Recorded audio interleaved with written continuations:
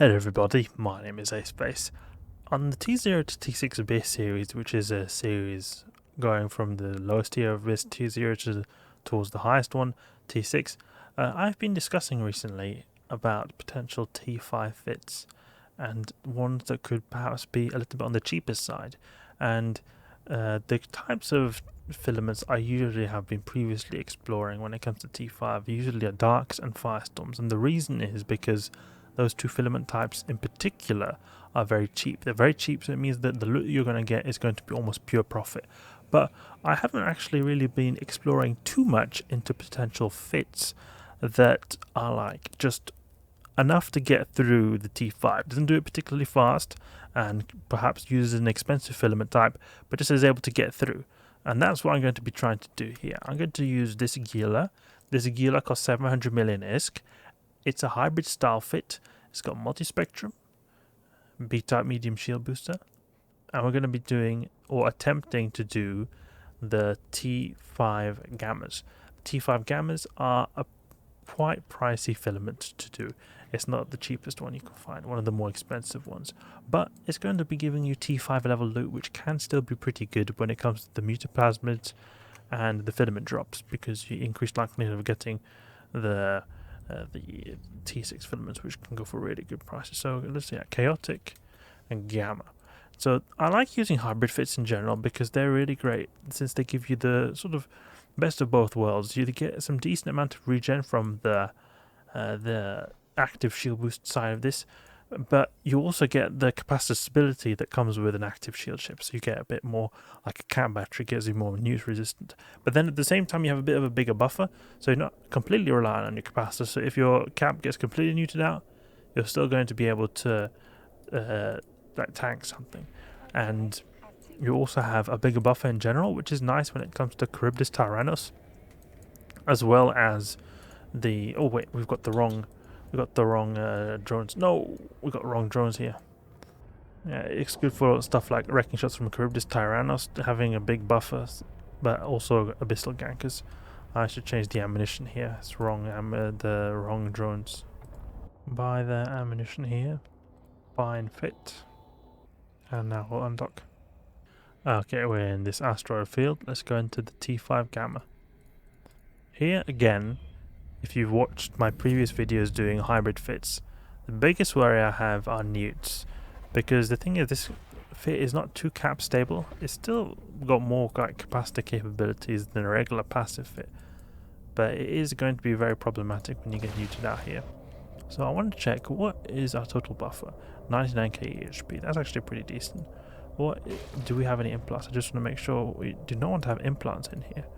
I do not want to have implants. The whole point here is that we're not going to have implants. So unplug this, unplug this. We'll have a lot less shield HP. I was thinking our shield HP was pretty high. It shouldn't be this high. There we go. We should have nothing. Like that. Get the drones out. Now I've got 66k HP, a lot less. Whoa. The difference is pretty significant there. Got only 660 DPS, which is a lot to do with the fact that we're going with the Valkyrie drones. They do less DPS than the acolytes, well, not the acolytes, but the other types of drones like the Vespers or the Amarian drones. Taking quite a bit of damage, but that's a lot to do with the fact that we're not using our shield booster. We should be using our shield booster. This ship here, I would say, is a bit more capable. I think it is a bit more capable than the T4 Firestorm hybrid Gila with Nirvana implants. What's our passive shield HP? 51. Shield boost is 64. We don't have the biggest amount of regen, but we do have some resists here. Okay, recall drones. Let's go to the next room. It was a very, very easy wave, so it's not at all a good representation of the difficult waves here. Good weather effect for tank, minus 70%. That's good to see. Okay, so we've got more like a time-intensive wave. These are the sleeper cruisers. Confusers. Oh, there's a lot of confusers there. We're going to have no range on our missiles. Let's get the drones in here. Switch them up a bit. Split them there. Got some neuters as well, but not that many. Go towards the transfer conduit. Could be good here to have some augmented drones, but they will cost more though. They can be good against these Ephialtes because they do quite a bit more damage, and even though the augmented have split damage types, it's not like you're going to be affected so much because these Ephialtes have no resist almost to begin with. Oh, the capacitor is going down. We should perhaps chill on our shield booster right there. Oh, our capacitor is really taking a hit. We need to go and get those newts destroyed ASAP. Oh no. We're trying to keep that thermal shield hardened on since they do thermal damage. But this is what I'm talking about. The newts, just 3 newts here. Okay, there's actually 5 because of those over there. That's quite significant actually how bad our ship took a beating as soon as we got newted out. And look at that. Our capacitor is completely gone. Is it possible to use the Nosferatu? I don't think you can Nosferatu sleepers though. That's the issue.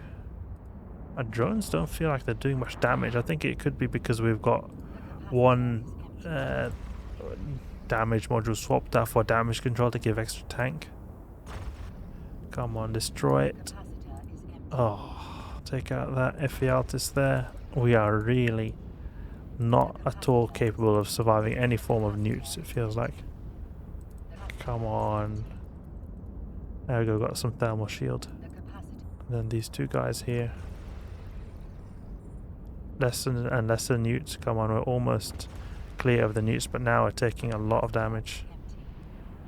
Is it possible to use some Nosferatu? Come on. Oh, there we go. Okay, last one. Can we go for him? No, no, the Gila is going to die, it seems. Please no. Can we recover from this? I think the thing here is we just want to get as much HP as possible. Now that we've got rid of all the newts, it still doesn't seem like it. We need to get the boost shield, come on. Boost shield up tight slightly.